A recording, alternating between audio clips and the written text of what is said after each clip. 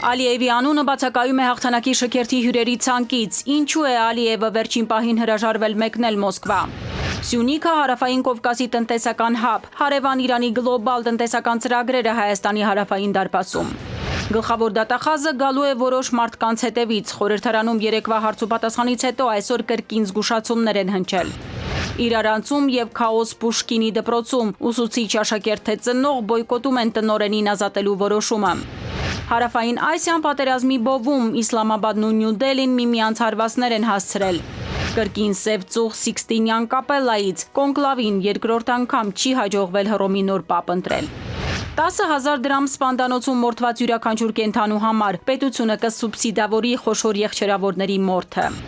Ֆաստ ֆուդի վտանգները, ինչու են Հայաստանում ավելացել մանկական ճարպակալման դեպքերը։ Արմենիայի եթերում նորությունների գլխավոր ժամն է, ես Շահանե Մեժլումյանն եմ, ամենակարևորն ու դիտարժանը մեր եթերում։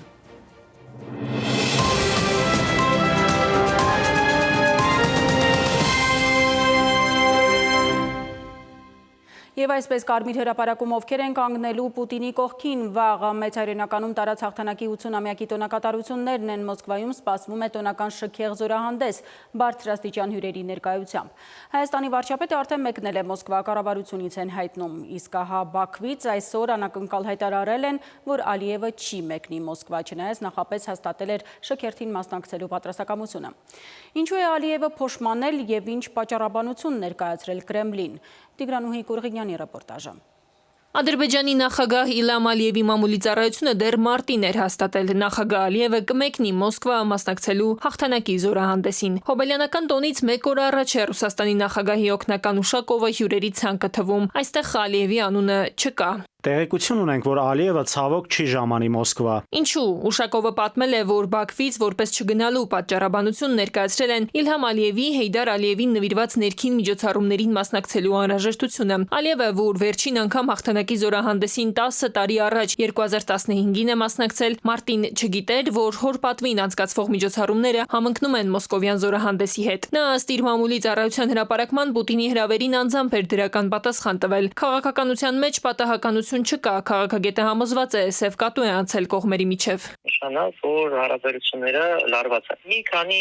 հանգաման կա, օրինակ, Ադրբեջանը մեղադրել է Ռուսաստանին, որ Ռուսաստանից կիբերհարձակում ա եղել Ադրբեջանի կայքերի վրա։ Ռուսաստանում մուտք արգելել են ադրբեջանցի պատգամավորին հետնաբարկել։ Այսինքն այս բոլորը ինդիկատորներ են, որ հարաբերությունները լարված են եւ երկրները դեռ չեն եկել ինչ-որ համաձայնության։ Ադրբեջանի քարոզչական այնպես ամերիկացնում, որ ամբողջ խնդիրը նրանում է, որ Ադրբեջանը պահանջում է պատժել այն մարդկանց, որոնք պատասխանատու են ազալի ինքնաթիռի ոչնչացման համար։ Իրանքը պահանջում են, որ պատժեն այն մարդիկ, որոնք այդ կիբերհարձակումն են արել։ Կրեմլին Ալիևի այս դիրքավորումը հաստատ դուր չի գա, Պուտինի համար խիստ կարևոր ու սիմվոլիկ է, թե ովքեր կլինեն իրեն պատվի առածների շարքում, բայց Ալիևը վստահաբար հաշվարկել է սա ու ռիսկի գնացել, ըստ քաղաքագետի Վաշինգտոնի հետ սիրախաղերի արդյունքում։ Իրենք շատ լավ հարաբերություններ են ստեղծել լոբիստական շրջանակների հետ, ամենայն հիմնականում հրեական կազմակերպությունների հետ, ու Ալիևը բարբերաբար իրենց հետ հանդիպում է, եւ սա երկկողմանի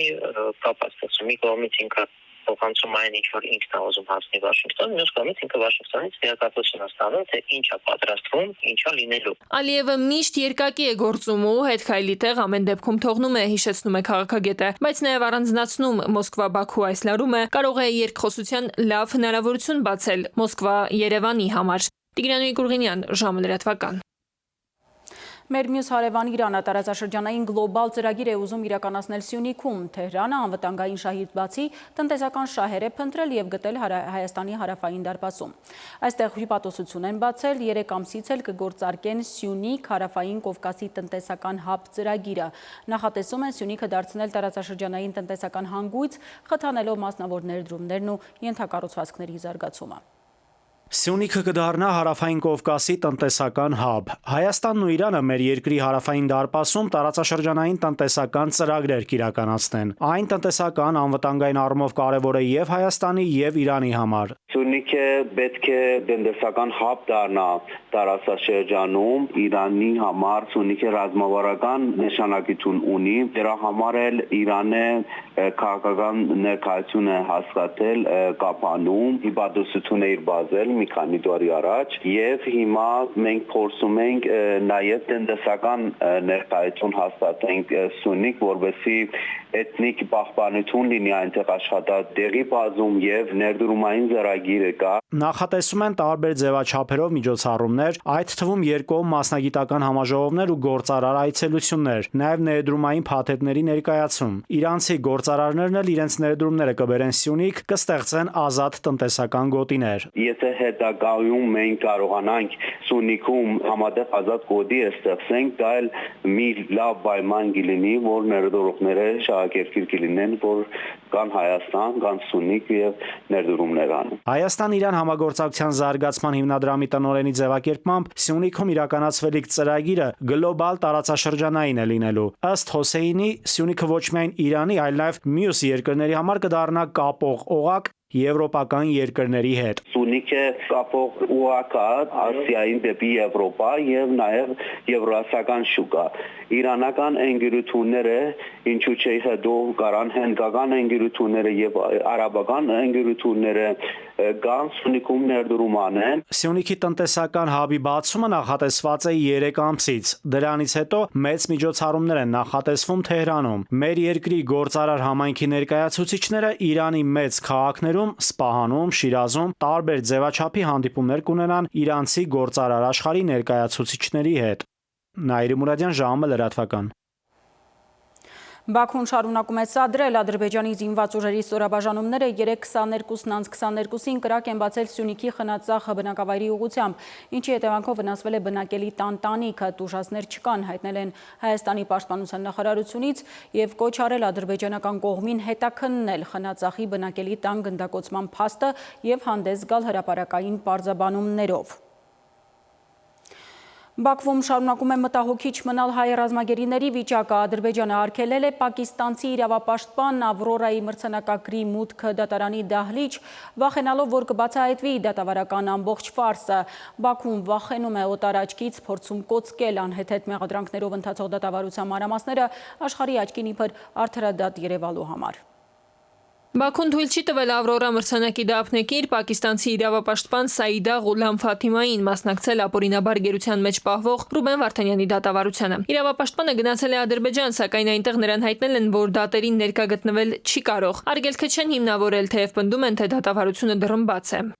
Հայ իրավապաշտպանները առանձնապես զարմացած չեն, այս կեղծ դատավարությունները սկսելու պահից միջազգային բոլոր նորմերը հերթով կարգով խախտել է Բաքուն ու չի պատժվել, չի արժանացել միջազգային համարժեք գնահատականի։ Եթե իմանար, որ վտանգ կա, իհարկե չէր հանդգնի փակել դատարանի դռները։ Հայկական կողմը չկարողացավ այդ խնդիրը այնքան մակարդակի բարձրացնել, որ գոնե միջազգային հանրության adekvat պատասխանին արժանանա։ Հիմա այդ ամեն ինչից ողջևորված իր ներպետական ընթացակարգերում ինչ ուզում են տեսել անում է։ Եվ միջազգային որևէ մարմին, որ ուզում է ուղղակիորեն կամ անուղղակիորեն տեղեկատվություն ստանա ընթացող գործընթացներից, նա հեշտությամբ այդ թեման փակում է, ասում ասա ներպետական իրավունքի գործունեության ոլորտը։ Ինչու է Ալիևը վախենում առանձնապես օտար աչքերի ներկայությունից։ Մասնագետն ասում է, օբյեկտիվ ցանկացած դիտորդ, նույնիսկ ոչ իրավաբան միանգամից կարձանագրի մեղադրանքների ծայրահեղ անհետեթությունը։ Որևէ մեկը, ով որ անգամ ուզենա, այսպես ասած, մի փոքր օբյեկտիվություն դրսևորի, միանգամից տեսնելու է, լսելու է դատավարության կեղծ լինել։ Եվ դրա համար այդ ամեն ինչից խուսափելու նպատակով Ադրբեջանը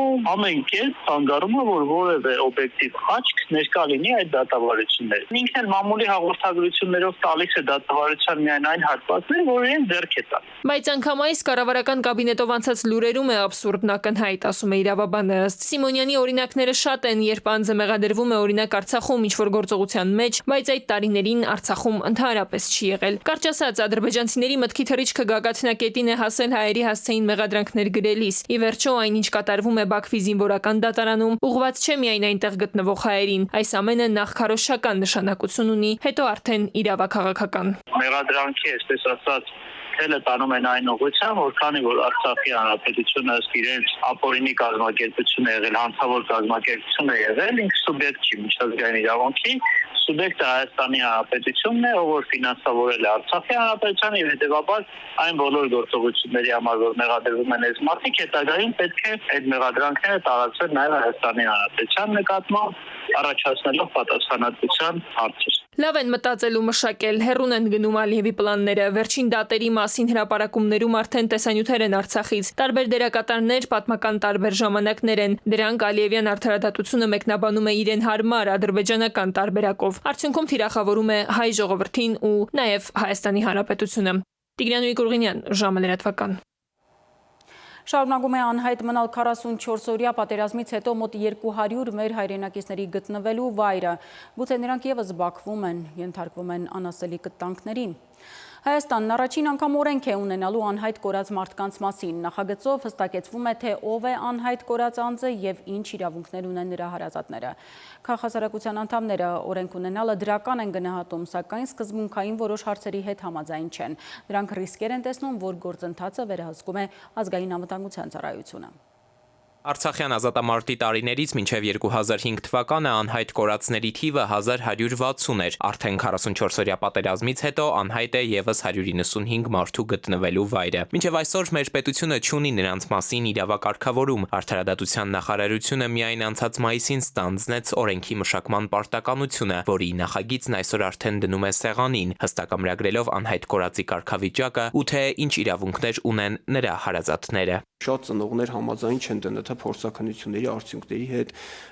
ներկայում էլ առկա են բազմաթիվ մարմիններ, մասունքներ եւ ընտանիքները ուղղակի հրաժարվում են վերցնել եւ հուղարկավորել, քանի որ համաձայն չեն ՏՆԹ պատասխանների հետ, ընդ որում ընտանիքները նաեւ ունեն իրենց հիմնավորումները։ Սա ըստ Մարդու իրավունքների պաշտպանի աշխատակազմի պաշտոնյայի ամենագլխավոր խնդիրն է, որին այսօր բախվում են անհայտ կորած անձանց հարազատները։ Հետո այն, որ նրանց մի գերատեսչությունից մյուսն են ուղարկում հարցերի պատասխան գտնելու համար, հատկապես որ իրենց ուզածն առաջնահերթ հենց տեղեկությունն է, նորությունը, որ անընդհատ ակնկալում են ստանալ պետգերատեսչություններից։ Օրենքի նախագծով լիազոր մարմին է որոշվել ազգային անվտանգության ծառայությունը կզբաղվի բոլոր հարցերով ԴՆԹ հետազոտությունից մինչև սոցիալ-հոգեբանական ու իրավական խնդիրներ։ Նախկինում ներգրաված լինելով անհրաժեշտություն կա նույն մարմնի կողմից ապահովել արդեն իսկ նախաձեռնված աշխատանքների շարունակականությունը, այսինքն այնպես չլինի, որ մի process-ում մարմինը ներգրաված լինի, հետո կեսից վերցնենք տանք ուրիշին եւ արդեն նախաձեռնված գործընթացի, այսպես ասած, փոխանցում լինի այլ սուբյեկտի։ Այսինքն մի շարք հանգամանքներ հաշվի են առնվել լիազոր մարմին ընտրելիս։ Թեպետ քաղաքասարակությունը մեծ քայլ է համարում այն, որ մեր երկիրը վերջապես օրենսդրական ամրագրում է ունենալու։ Այնուամենայնիվ գոնե ազգային անվտանգության ծառայությանը լիազոր մարմին նշանակելու հարցում տարաձայնություն ունի։ Չեն պատկերացնում, թե այդ հարցերն ինչպես են կարգավորելու ու մասնավորապես օրինակ սոցիալ-հոգեբանական աջակցությունը այստեղ մտավախություններ մի պիցել ունեն։ Անհրաժեշտ է ոչ միայն օրենսդրորեն կարգավորել այս հարցը, շատ կարևոր է նաև պրոֆեսիոնալ հոգեբանների աշխատանք այս ոլորտում։ Եվ այս մասով ես կդժվարանամ պատասխանել, այս արդյոք ունենք ոլորտային պրոֆեսիոնալ այնպիսի հոգեբաններ, որ կկարողանան աշխատել անհետ կորածների ընտանիքների հետ։ Օրենքի նախագիծն առաջիկայում կհասնի վարչապետի աշխատակազմ, այստեղից էլ եզրակացությունները կտան, կուղարկվի խորհրդարան, դրանից հետո էլ քաղաքասարակությունը վստահ է, մյուս օրենքներում է պետք փոփոխություններ անել։ Սկզբունքային հարցեր կան։ Էդուարդ Պողոսյան, ժամը լրատվական։ Այժմ այն մասին, թե ինչ եք դիտելու թողարկման երկրորդ հատվածում, ամենահետաքրքիրը դեռ առջևում է։ Գլխավոր դատախազը գալու է որոշ մարդկանց հետևից։ Խորհրդարանում երեկվա հարցուպատասխանից հետո այսօր կրկին զգուշացումներ են հնչել։ Իրարանցում եւ քաոս Պուշկինի դպրոցում ուսուցիչ աշակերտ թե ծնող բոյկոտում են տնօրենին ազատելու որոշումը։ Հարավային Ասիան պատերազմի բովում Իսլամաբադն ու Նյու Դելին միմյանց հարվածներ են հասցրել։ Կրկին Սև ծուղ Սիքստինյան կապելայից կոնկլավին երկրորդ անգամ չի հաջողվել Հռոմի նոր պապ ընտրել։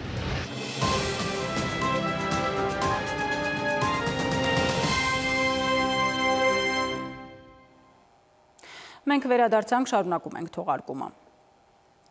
Ռուսաստանի նախագահ Վլադիմիր Պուտինը հայրենական մեծ պատերազմում հաղթանակի 80-ամյակի կապակցությամբ շնորհավորական ուղերձներ է եղել նախկին միութենական 1 տասնյակից ավելի երկրների ժողովուրդներին, այդ թվում Հայաստանի ժողովրդին։ Մեր սուրբ պարտքն է զգույշ պահպանել հաղթողների սերնդի ժառանգությունը, հետևաբար շատ կարևոր է անզիջում ճնշել մեր ընդհանուր պատմությունը խեղաթյուրելու նացիստների և նրանց հանցակիցների ոճրագործությունները սպիտակացնելու կամ մոռացության մատնելու ցանկացած փորձ, նշել է Պուտինը ուղերձում։ Ուժի մեջ է մտել Ռուսաստանի առաջնորդի կողմից ավելի վաղ հայտարարված զինադադարը հաղթանակի 80-ամյակի տոնակատարության կապակցությամբ։ Հրադադարը կտևի 3 օր մինչև մայիսի 11-ը։ Ի պատասխան Ուկրաինայի արտգործնախարարությունը հայտարարել է, որ կողմը երկարաժամկետ հրադադարին առնվազն 30 օրով։ Ուկրաինական քաղաքները ըստ լրատվամիջոցների այս պահին չեն ռմբակոծվում, ռազմական գործողությունները դադարել են։ Չեղարկված չվերթնել Ռուսաստանի քաղաքներում ուկրաինական դրոնների հարձակման վտանգի պատճառով հարյուրավոր չվերթներ են հետաձգվել, այդ թվում նաև Երևան-Մոսկվա չվերթները։ Երևանից դեպի Մոսկվա թռչող ինքնաթիռից մեկը 12 ժամ ուշացումով թռիչքը իրականացնելուց հետո 1 ժամ շարունակ ստիպված է եղել պտտվել Մոսկվայի երկնքում, մինչև վայրեջքը թույլատրել են։ Մոսկվա-Երևան չվերթի ժամանակ էլ ուղևորներից մեկի ինքնազգացողությունը վատացել է, ինքնաթիռը հարկադիր վայրեջք է կատարել Սարատովում։ Այս թռիչքը հետաձգվել էր 24 ժամ։ Գիշերը Սանկտ Պետերբուրգ մեկնող Turkish Airlines-ի օդանավը թռիչքից 4 ժամ անց Սլովակիայի երկնքով վերադարձել է Անտալիայի օդանավակայան։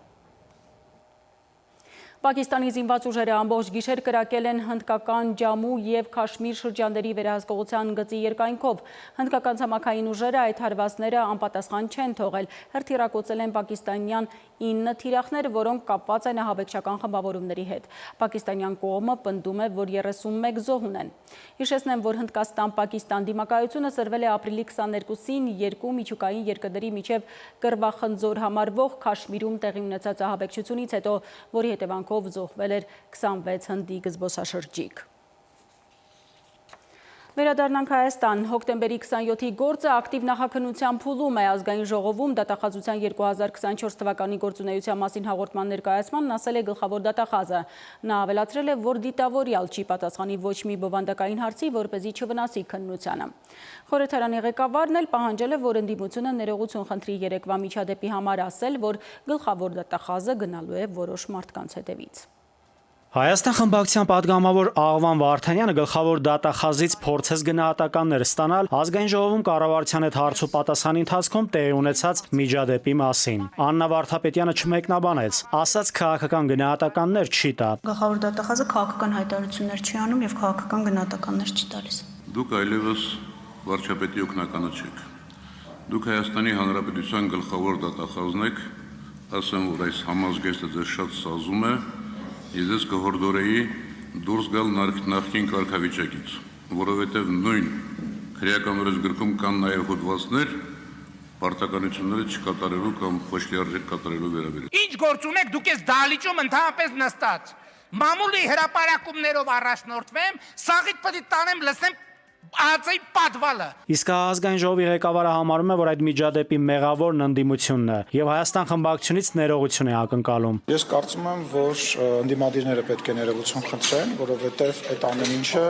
ընդդիմադիրների գործունեության, այդ լկտիության, պահվածքի հետևանք է։ Փաշինյանին վրթովեցնող երեկվա հարցերից մեկը վերաբերում էր նոր վարչական շրջանի ղեկավարի եւ Արթուր Չախոյանի միջև ծեծկռտուքին։ Ազգային ժողովի նախագահը գնահատական տվեց այդ արարքին։ Կարևոր է, որ այդ հետևանքը հանրապետություն կուսակցությունը գիտակցի։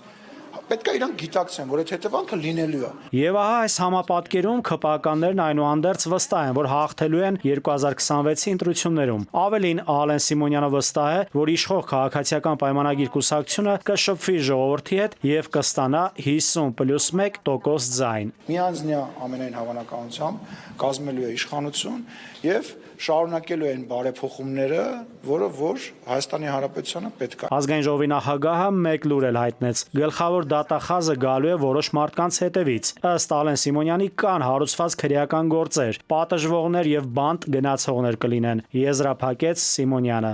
Նայիրի Մուրադյան, ժամը լրատվական։ Իսկական քաոս պատանի հանդիսատեսի թատրոնում այն հայտնվել է քաղաքապետարանի խոշորացույցում։ Միակողմանի լուծարել են տնօրենի հետ աշխատանքային պայմանագիրը։ Դերասանական կազմը սակայն այստեղ միտում է տեսնում, ասում են իրենց թիրախավորել, լրացնել են ուզում։ Կարծում են հայրենասիրական թեմաներով հարուստ խաղացանկը իշխանությունների սրտով չէ։ Ինչու է Երևանի պատանի հանդիսատեսի թատրոնը դարձել իշխանությունների աչքի փուշը, թատրոնում տարակուսած են։ Աշխատավարձերի հետ կապված խնդիրներ առաջ բերեցին, ամիսներով չէին վճարում աշխատակիցներին։ Որն է բուն նպատակը։ Դերասաններից ոմանք կարծում են իրենց լրացնելու միտում ունեն իշխանությունները։ Թողեք մենք հանգիստ աշխատենք, թողեք մենք մեր գործ անենք, ինչ եք ուզում մեզնից։ 7 տարի դուք թատրոն չեք մտել, 7 տարի դուք մեզ չեք ասել, ժողովուրդ, ինչով եք շնչում։ 90-ամյակին ոչ մեկը չեք ասել։ Մի կոպեկի մեզ օգնություն չտվեց, որ մենք անենք դա։ Նրանք լումա չունեն ես մեր ամեն ինչի մեջ։ Ոչ մի անգամ ոչ մի պրեմիերա գալ, բայց ապրել ենք, չէ՞ մենք։ Այդքան ներկայացումներ ենք ունեցել, խաղացանկը որ նայում եք շշմելու խաղացանկա։ Եվրոպականից մինչև հայ դասականներ, բովանդակություն, որ 95-ամյա թատրոնի ողնաշարն է եղել ու պատանի հանդիսատեսով լեփ-լեցուն դահլիճներ ունեցել։ Թե ինչու են իրենց թիրախավորել, չեն հասկանում դերասանները, բայց վստահ են, բովանդակային ձևախեղումներ են ուզում անել։ Երկու թատրոն, որոնք քաղաքապետարանի հսկողության տակ, այդ երկու թատրոնը այլանդակեցին, փոխեցին նրանց եւ դիրեկտորին, եւ գլխավոր ռեժիսորին, դրամատիկական թատրոնը, որը բավական հայտնի էր Երևանում։ Հիմա ինչ որ մարդկանց են նշանակել, որ անհասկանալի մարդիկ են եւ անում են ինչ որ քաղաքապետարանին հետաքրքիր։ Մյուս կողմից էլ դերասաններից շատերը մտավախություն ունեն, որ թատրոնի բեմադրած բովանդակության հետ անհամաձայնություն կա։ Գուցե դա է նաև պատճառը, որ իրենց հետ համագործակցության եզրեր հազվադեպ են լինում։ Եթե գաք նայեք խնդի ներկայացումը, դուք գտնեք այդ ինչ աչքերով, այդ ինչ էմոցիոնալ բան կա դահլիճում, երբ որ երեխաները գալիս են նայում են, ոնց են դուրս գալի, ոնց են վերջում սպասում ու շնորհակալություն հայտնում, այս երեխաները ունեն այդ կարոտը, այն ինչ որ մենք ասում ենք բեմից, դա իրենց սրտին մոտ է։ Ու դրա համար, երբ որ դպրոցից վերանում է հերոսների անուններ, հայոց պատմությունը, քարտեզներ, մենք այդ բացը ուզում ենք փակել։ Հայրենիք հասկացողությունը նրանց արյան մեջ չկա, նրանք անհայրենիք են։ Եթե երեխաների թատրոնը նրանք որոշել են այտենց խեղաթյուրեն իրանց ուզածի նման, խալաթ են արել։ Բոլոր օղակներում անտեղյակ մարդիկ են նստած։ Թատրոնների սպանդը ըստ դերասանների իրենց չի հասնելու, մանավանդ որ այստեղ տնօրենի հեռացման հարցել են առաջ բերել, իսկ քաղաքապետարանից ժամին տեղեկացնում են, թե որոշակի խնդիրներ են առաջացել թատրոնում։ Այդ համատեքստում ուսումնասիրություններ են կատարել, տնօրենից պարզաբանումներ պահանջել, դրանք ստանալուց հետո հարցը կքննարկեն քաղաքապետարանում եւ խոստանում են խնդրին լուծում տալ ըստ կարգի։ Սվետլանա Ավդիշյան, ժամը լրատվական։ Թեժ կրքեր եւ իրարանցում Երևանի Պուշկինի անվան դպրոցում դասերը ընդհատվել են, երբ հայտնի է դարձել տնօրենի աշխատանքից ազատման լուրը։ Բոլոր ուսուցիչները հերթով դիմում են գրել, չեն պատրաստվում շարունակել աշխատել առանց իրենց սիրելի տնօրենի։ Նախարարության որոշման դեմ բոյկոտին միացել են աշակերտներն ու նրանց ծնողները։ Նախարարությունից էլ պարզաբանել են տնօրենը կտրվել է մրցույթից։ Երկրորդ դասաժամը նոր էր սկսվել, Պուշկինի անվան դպրոցում տարածվեց լուրը։ Տնօրեն Նատալիա Ստեփանյանն ազատված է աշխատանքից։ Նախ դասադուլ, հետո մանկավարժական ամբողջ կազմը աշխատանքից ազատվելու դիմում է գրում, ի նշան բողոքի եւ աջակցություն արդեն պաշտոնաթող տնօրենի։ Դպրոց է գալիս նաեւ ծնողական համայնքը, ստորագրահավաք նախաձեռնում, պահանջելով դպրոցի ղեկավարի պաշտոնում վերականգնել Ստեփանյանին։ Անակնկալ էր, որովհետև մենք ոչ մեկ չէր պատկերացնում, որ Նատալիա Գարևնայի նման տնօրենին կարող են չհաստատել, իրոք իր նման մարդկային հատկանիշներով, որպես մասնագետ չեմ պատկերացնում, որ ընդհանրապես կա եւ իրոք անակնկալ էր։ Տարեվերջում այսպիսի փոփոխություններ չեն անում, սա կոորդինալ փոփոխություն է եւ կարծում եմ հիմնային փոփոխություն է, քանի որ սա տնօրենի փոփոխություն չէ, սա դպրոցի ուղղության փոփոխություն է։ Տխուր են, անտրամադիր, դպրոցն առանց երկարամյա տնօրենի չեն պատկերացնում, ոտք չեն դնի, ծնողներ կան արդեն երեխաների գործերն են ուզում վերցնել, ուրիշ դպրոց տեղափոխել, իսկ տնօրենի պաշտոնավարման ժամկետը ըստ կրթության նախարարության Սարգսյանն դեռ նախորդ տարվա մարտին է լրացել։ Դիմել է հայտարարված նոր մրցույթին, ուսուցիչների նշած բացառիկ մասնագետը 2 անգամ կտրվել է հարցազրույցի փուլից։ Բողոքարկել արդյունքները, որի քննությունն էլ դեռ ընթացքի մեջ է, ժամին կրթական գերատեսչությունից են պարզաբանում։ Երևանի Պուշկինի անվան թիվ 8 հիմնական դպրոցի տնօրենի պաշտոնում նոր նշանակում չի կատարվել։ Տնօրենի պարտականությունների կատարումն իրականացվում է ըստ սահմանված կարգի։ Դպրոցի տնօրական եւ մանկավարժական համայնքի ներկայացուցիչներին կոչ են կանում զերծ մնալ ուսումնական գործընթացը խաթարելու փորձերից։ Դպրոցի տնօրենի թափուր տեղի համալրումը կիրականացվի օրենքով սահմանված կարգով։ Պուշկինականները որևէ պարզաբանում լսել չեն ուզում, առանձին հանրապետություն են հանրապետության ներսում, իրենց ձևակերպումն է, չնայած վրդովված են նաև, որ ամբողջ օրը գեթ 1 պատասխանատու պաշտոնյա չեկավ իրենց հետ հանդիպելու, ոչ քաղաքապետարանից, ոչ էլ հենց նույն նախարարությունից։ Կծկտուր տեղեկություններ են դպրոցում տարածվել, երկուշաբթի են գալու, իրենց պահանջը չբավարարեն, հետքայլը բացառում են, դպրոց մտնողը չեն, բայց ամեն դեպքում դպրոցի զանգը կտանի Նատալիա Ստեփանյանին, դպրոց նոր տնօրեն ոտք կդնի։ Էդուարդ Պողոսյան, ժամը լրատվական։ Եվ այսօրվա ամենասպասված լուրը կոնկլավը քիչ առաջ ընտրել է Հռոմի նոր պապին, Սիքստինյան կապելայի ծխնելույզից սպիտակ ծուխ է դուրս գալիս, հնչում են զանգերը, հազարավոր հավատացյալներ ծափողջույններով և վանկարկումներով են ընդունել լուրը։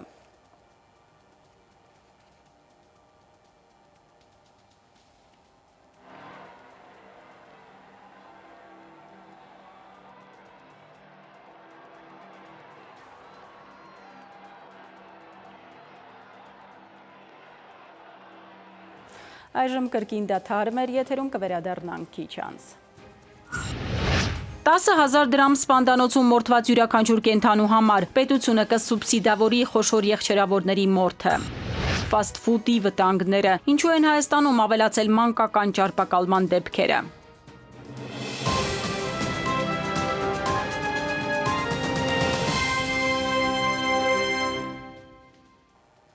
Ժամը շարունակում է աշխատանքը Արմենիայի ուղիղ եթերում։ Քաղցրավենի, գազավորված ըմպելիքներ և ֆասթ ֆուդ, ինչ են ուտում մեր երեխաները։ Բժիշկները ահազանգում են մանկական ճարպակալման դեպքերը կտրուկ ավելացել են։ Անառողջ սնունդն ու ֆիզիկական ակտիվության պակասը կարող են բերել լուրջ առողջական խնդիրների, շաքարային դիաբետ, քնի խանգարումներ, ինքնագնահատականի անկում և դեպրեսիա։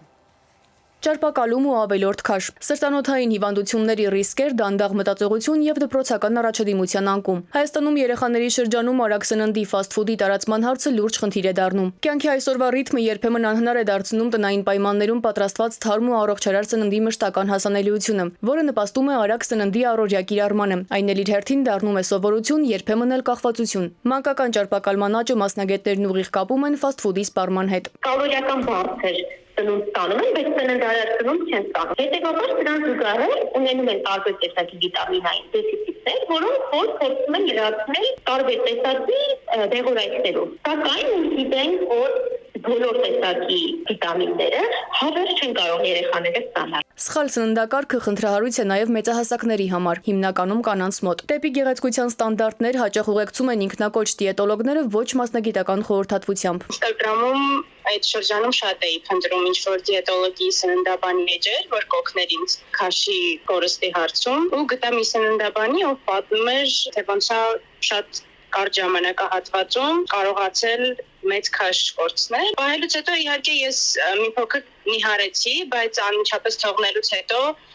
շատ ավելի մեծ քաշ հավաքեցի ու փաստորեն չունեցավ այն արդյունքը, որը ցանկալի էր։ Սոցցանցերում լայն տարածում ունեցող բլոգերներից շատերը չունենալով համապատասխան կրթություն եւ մասնագիտական փորձ արագ արդյունք են խոստանում հիմնված մեկ կամ մի քանի մթերքի սահմանափակ օգտագործման վրա, կամ կտրուկ կալորիական նվազեցման եւ որոշակի սննդախմբերի բացառման։ Եթե մենք փորձում ենք քաշը նվազեցնել, ավելորդ քաշի եւ ճարպակալման դեպքում, ամենակարևոր բանը դա քաշի ավելացման պատճառը գտնելն է պացիենտի մոտ։ Հետևաբար, եթե ինչ-որ մարդիկ ունեն իրենց սեփական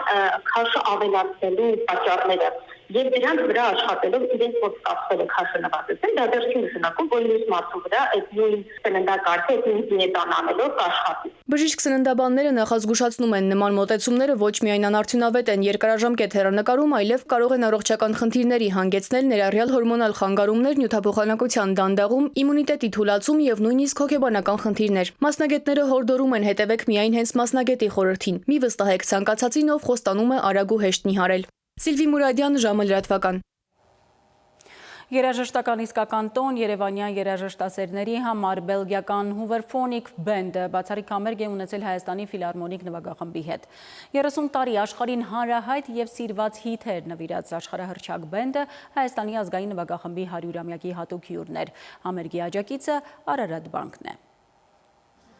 Աշխարհահռչակ բելգիական Hooverphonic խումբն է Արամ Խաչատրյան համերգասրահում։ Մայիսի 7-ին խումբը Հայաստանի ազգային ֆիլհարմոնիկ նվագախմբի 100-ամյա հոբելյանի միջոցառման հատուկ հյուրն էր։ Ֆիլհարմոնիկի նախաձեռնությամբ եւ Արարատ բանկի աջակցությամբ հայ հանդիսատեսը հնարավորություն ունեցավ ունկնդրելու աննախադեպ համերգային երեկո։ Շատ ուրախ ենք եւ հպարտ ենք, որ կանգնած ենք իրականում այս ծրագրի կողքին եւ պետք է ասեմ, որ իրական ներդրումը այնտեղ է, որ հանդիպում են մշակույթը, մարդասիրությունը եւ պատասխանատվությունը։ Արարատ բանկի նախաձեռնությամբ համերգին ուղված գումարի մի մասը կտրամադրվի Երևանի լսողության խանգարումներ ունեցող երեխաների հատուկ կրթահամալիրին նրանց կրթական պայմանները բարելավելու նպատակով։ Բանկի գործադիր տնօրենը նկատեց. Hooverphonic-ի եւ մեր պատմական նվագախմբի այս հանդիպումը բացառիկ մշակութային իրադարձություն է, որը երաժշտության միջոցով կամրջում է տարբեր մշակույթներն ու սերունդներին։ Սա մի ինքնատիպ հնարավորություն է հենց արվեստի եւ մշակույթի խմբերի միասնական գործելու եւ աշխարհին այդ դրական մեսիջները ուղարկելու համար։ Մեր ազգային ինքնության մեջ արվեստը եւ մշակույթը ունի ինքնատիպ եւ շատ կարեւոր դեր։ Ֆիլհարմոնիկի տնօրենն էլ ընդգծեց, Արարատ բանկային բացառիկ ֆինանսական կառույցներից է, որն արժևորում է մշակույթն ու վերջինիս դրական ներգործության ուժը, ջանալով արվեստի միջոցով իրագործել սոցիալական ծրագրեր։ Շատ ուրախ ենք, որ կարողացանք ունենալ այնպիսի աջակից իդեմս Արարատ բանկի, որ կարողանանք այս գեղեցիկ համերգը իրականացնել։ Միջոցառման գործընկերն է Հայաստանում Բելգիայի թագավորության դեսպանությունը, իդեմս արտակարգ եւ լիազոր դեսպան Էրիկ դե Մույնքի։ Ես ինքս վաղուց եմ հետևում այս բենդի գործունեությանը, որն արդեն 30 տարի գործում է։ Մենք Արարատ բանկի հետ համագործակցում ենք, որպեսզի հայ հանդիսատեսը եւս հնարավորություն ունենա վայելելու բենդի ելույթները Երևանում։ Բանկը հավատարիմ իր սկզբունքին շարունակում է միավորել բարձրարժեք արվեստի հանրայնացումն ու սոցիալական նշանակություն ունեցող նախաձեռնությունների աջակցությունը։ Սվետլանա Ավդիշյան, Վահան Գուլոյան, ժամը լրատվական։ Ոստիկանի համար տարիքը էական չէ, ոստիկանությունում ծառայության տարիքային շեմը հանվել է, Փաշինյանը առաջարկել է հասակի շեմն էլ հանել, բայց ավելացնել քաշը չգերազանցելու դրույթը, թե չէ գերոստիկանները ինչպես պիտի հանցագործին հետապնդեն ու բռնեն։ Կառավարության նիստի եւ օրվա ուշագրավ մյուս նորությունները մեկ տեսաշարով։ Հունիսի 3-ից օգոստոսի 22-ը պահեստազորայինների վարժական հավաքներ կանցկացվեն առավել պատրաստված պահեստազորայիններ ունենալու, մասնագիտական պատրաստվածության որակը մարտական հերթապահության կրման պատրաստվածության աստիճանը բարձրացնելու նպատակով։ Կառավարության որոշմամբ նախագծի ընդունումը պահեստազորի առաջին խմբում հաշվառված շարքային ենթասպայական եւ սպայական կազմերի պահեստազորայինների համար է։ Անցած տարի Թուրքիայի 265 քաղաքացի է դիմել Հայաստանի քաղաքացիություն ստանալու համար, նրանցից 118-ը ստացել են։ Ներքին գործերի նախարարության միգրացիայի եւ քաղաքացիության ծառայության տվյալներով անցած տարի Հայաստանի քաղաքացիություն ստանալու համար ներկայացվել է ընդհանուր 21476 դիմում, որոնցից 9825-ը Ռուսաստանի քաղաքացիներ են եղել։ 4202 անձ էլ Հայաստանի քաղաքացիությունը դադարեցնելու համար է դիմել։ Արթուր Չախոյանը, որը օրեր առաջ Երևանի Նոր-Նորք վարչական շրջանի ղեկավարի ու թաղապետարանի մի խումբ աշխատակիցների կողմից ծեծի էր ենթարկվել, վստահ է, որ իր դեմ հարձակումը պլանավորված է եղել։ Ասուլիսի ժամանակ Չախոյանը նախ հերքել է հայտարարությունները, թե ինքը վիրավորել է Նորքի ղեկավարին, միացնելով իր խոսքը փաստող ձայնագրություններ։ Չախոյանի խոսքով, երբ ինքը փորձել է կոռուպցիոն բացահայտումներ անել, Նորքի թաղապետը աշխատանք է առաջարկել իրեն, որից հրաժարվել է։ Նաև հերքել է այն տեղեկությունները, թե ինքը ֆինանսավորվում է ընդդիմությունից կամ էլ որևէ քաղաքական ուժի պրոյեկտ է։ Չինաստանից Հայաստան նոր միջազգային մուլտիմոդալ երթուղին կգործարկեն 2025 թվականի հունիսի սկզբին։ Երթուղու նախաձեռնողը հայկական կողմն է, օպերատորը Ղազախստանը։ Հայաստանի ներկայացուցիչները երկար ժամանակ բանակցություններ են վարել Չինաստանի, Ղազախստանի, Թուրքմենստանի եւ Իրանի հետ մուլտիմոդալ միջանցքի գործարկման համար։ Առևտրաարդյունաբերական պալատից են հայտնում։ Չինաստանից կոնտեյներային գնացքը Ղազախստանով եւ Թուրքմենստանով տարանցմամբ կհասնի իրական ջուլֆա կայարան։ Այնտեղից կոնտեյներները բեռնատարներով կտեղափոխվեն Երևան։ Պետությունը մինչև 10,000 դրամ կտա անձին յուրաքանչյուր խոշոր եղջերավոր կենդանու սպանդանոցային մորթի համար։ Կառավարության նիստում են քննարկել։ Բրուցելուզով հիվանդ կենդանու համար 15,000 դրամ կտրամադրեն, քանի որ այդ հիվանդությամբ կենդանու մորթն իր առանձնահատկություններն ու բարդություններն ունի։ Սպանդանոցները պետք է աշխատեն ֆիքսված գնով, եթե որոշեն գինը բարձրացնել, ապա տվյալ սպանդանոցը դուրս կգա այս ծրագրից։ Կնքելու են եռակողմ պայմանագիր Էկոնոմիկայի նախարարություն սպանդանոց քաղաքացի կողմերով։ Իսկ համայնքն ընդամենն ընթացիկ մոնիթորինգ է իրականացնելու, որի համար կառավարությունից կստանա լրացուցիչ 3% ծառայության վճարը։ Կթվայնացվեն տրանսպորտային միջոցների առուվաճառքը, նվիրատվությունը, լիզինգը, համարանիշների ստացումը եւ հաշվառման վկայականները։ Նախկինում նման դեպքերում պայմանագիր կնքելիս քաղաքացիները մի քանի անգամ այցելում էին հաշվառման քննարկման ստորաբաժանումներ։ Հիմա նախատեսում են թվային հարթակի միջոցով այդ ամենն իրականացնել։ Կնոջ հետ ջրատարն ընկած տղամարդու դին 12 օր անց հայտնաբերել են ընկնելու վայրից մոտ 25 կիլոմետր հեռավորության վրա ջրաշենում գտնվող ջրատարից։ Հատուկ ճոպանների միջոցով են նրան դուրս բերել ջրամբարից, դեպքի վայր են ժամանել քրեական եւ համայնքային ոստիկանության ծառայողները։ Տղամարդը ապրիլի 26-ին Երևանի Արցախի 3-րդ նրբանցքի մոտով հոսող ջրատարն էր ընկել իր ծանոթ կնոջ հետ։ Ներքին գործերի նախարարության ոստիկանության 2 ոստիկաններ այդ պահին կարողացել են կնոջը ջրատարից դուրս բերել։ Տղամարդուն փրկել չի հաջողվել։ Սիլվի Մուրադյան, ժամը լրատվական։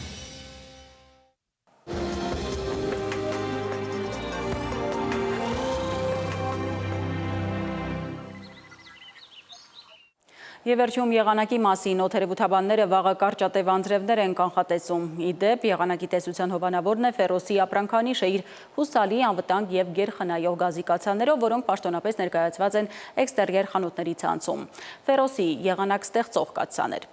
Իսկ այժմ մայրաքաղաքում եւ մարզերում սպասվող ջերմաստիճանի մասին ավելի մանրամասն։ Շիրակում, Կոտայքում, Գեղարքունիքում, Արագածոտնի եւ Վայոց ձորի լեռներում սպասվում է 17-ից 21 աստիճան ջերմություն։ Վայոց ձորի եւ Արագածոտնի նախալեռներում 23-ից 26, Լոռիում 20-ից 23, Տավուշում 25-ից 28 աստիճան ջերմություն։ Արարատում եւ Արմավիրում կլինի 25-ից 27, Սյունիքի հովիտներում 24-ից 27, իսկ Սյունիքի նախալեռներում 16-ից 20 աստիճան ջերմություն։ Երևանում գիշերը սպասվում է 10-ից 12 աստիճան ջերմություն, ցերեկը 24-ից 26, երեկոյան ժամերին 17-ից 19 աստիճան ջերմություն։ Այսքանն էինք նախապատրաստել այսօրվա համար, ես ձեզ հրաժեշտ եմ տալիս եւ մաղթում խաղաղ գիշեր։